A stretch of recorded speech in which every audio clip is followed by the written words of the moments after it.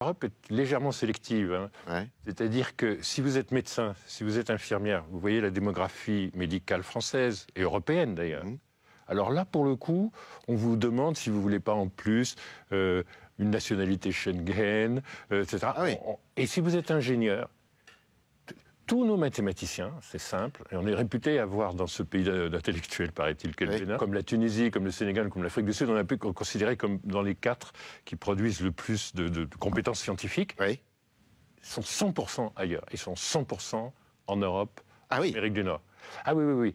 Si vous êtes un ingénieur, si vous êtes un mathématicien, si vous êtes un médecin, etc. Vous partez en Europe. Oui, oui, oui. On vient vous chercher. On vient absolument vous chercher. D'accord. Et en revanche, ce qu'on met en avant, c'est pas ça. On met les gens qui vont par des passeurs, en migrants clandestins. Mais ça fonctionne dans les deux sens. De toute façon, je ne dirais pas que c'est hypocrite, parce que je suis quand même suffisamment français pour me sentir très, très, très européen, et donc compromis du côté européen sur le sort des migrants. Vous savez, sur l'Ukraine, on se demande de temps en temps pourquoi les Africains n'ont pas voté tous contre la Russie, mais parfois se sont abstenus. C'est en partie parce que, tout d'un coup, l'Europe a accueilli 6 millions d'Ukrainiens, Oui.